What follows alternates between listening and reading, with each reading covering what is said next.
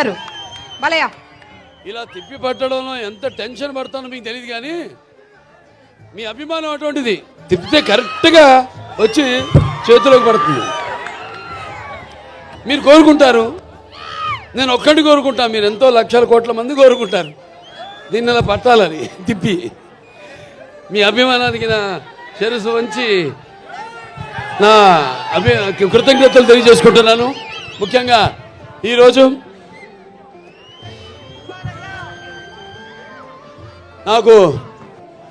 నన్ను ఈ పద్మభూషణ్ వరించిన సందర్భంగా ఇక్కడ హిందూపురంలో ఈ పౌర సన్మానం చేస్తున్నందుకు, అంటే ఒక రకంగా నాకు రెండో పుట్టినిల్లు హిందూపురం, మా నందమూరి వంశానికి. హిందూపురం అంటే నందమూరి పురం. ఇక్కడ జరుపుకోవడం ఉన్నది ఒకటి. ముఖ్యంగా ఇక్కడ కార్యకర్తలు ప్రతి ఒక్కరు, అంటే 10 లక్షల వాళ్ళు వెచ్చించిన వాళ్ళు ఉన్నారు ఈ యొక్క కార్యక్రమం కోసం. అలాగే 5 లక్షలు ఇచ్చిన వాళ్ళు ఉన్నారు, 1 లక్ష రూపాయలు ఇచ్చిన వాళ్ళు ఉన్నారు, అలాగే 50,000 ఇచ్చిన వాళ్ళు ఉన్నారు, 10,000 ఇచ్చిన వాళ్ళు ఉన్నారు, 1000 రూపాయలు ఇచ్చిన వాళ్ళు ఉన్నారు, అలాగే 50 రూపాయలు కూడా ఇచ్చిన వాళ్ళు ఉన్నారు. అందరికీ ఈ కార్యక్రమాన్ని ఇంత ఘన విజయం చేయడానికి వ్యయ ప్రయాసాలు కోర్చి ఈ కార్యక్రమాన్ని ఇంత అద్భుతంగా, మా సినిమా కార్యక్రమం కంటే కూడా ఎంతో అద్భుతంగా నిజంగా చెప్పాలి. ఎందుకంటే ఇది మీరు జరుపుకుంటున్న పండుగ.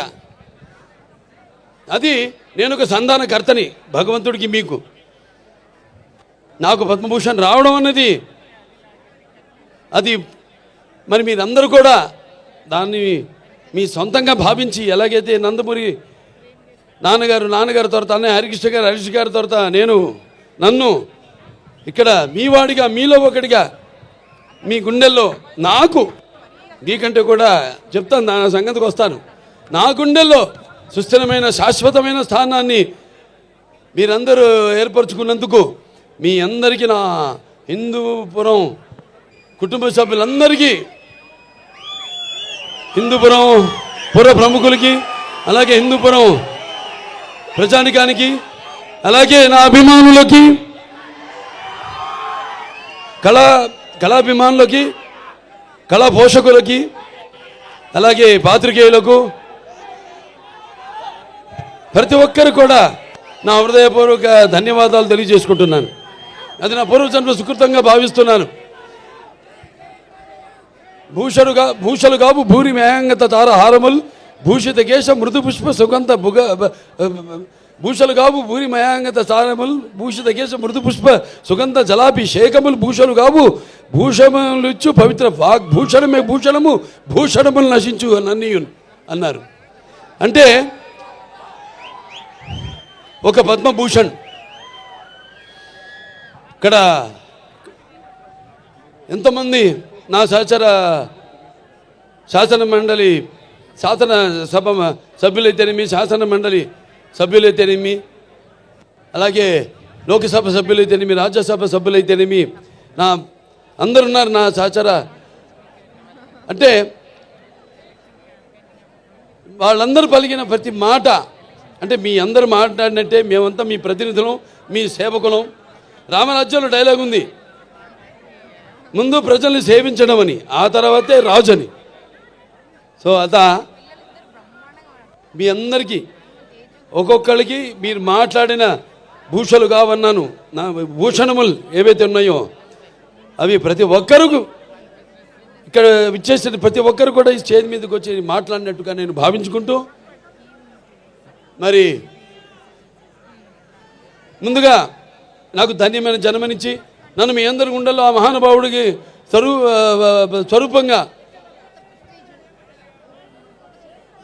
నిలిపినందుకు, మరి దైవాంశ సంభూతుడు, విశ్వానికి విశ్వ నట రూపం ఎలా ఉంటుందో చూపించిన కారణ జన్ముడు, నా తండ్రి గురువు దైవమైన విశ్వవిఖ్యాత నట సార్వభౌమ పద్మశ్రీ డాక్టర్ నందమూరి తారక రామారావు గారికి ఈ సభాముఖంగా ఆయన్ని స్మరించుకుంటూ వాగర్తావు సంపర్తో వాగర్త పతిపతే జగతో పితరం ఉందే భారతీ పరమేశ్వరరావు అంటారు. అంటే శివపార్వలతో పోలుస్తారు. నా గాయత్ర పరమంత్రం నమతు పరదేవత నా హరే పరత శ్రాత నానృతాత్ పాతకం పరం యస్మాత్ పార్థివదేహ ప్రాతుర్పత్ర భుక్తి యస్మాత్ పార్థివదేహ ప్రాతుపుత్రుని భగవతి గురుణ సముద్ర మాంసి సహస్రం తస్మై సర్వజ్ఞ మూర్తే పిత్రే.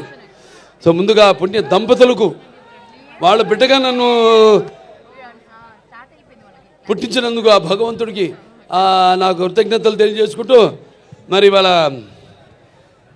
పద్మభూషణ్ చాలామంది అన్నారు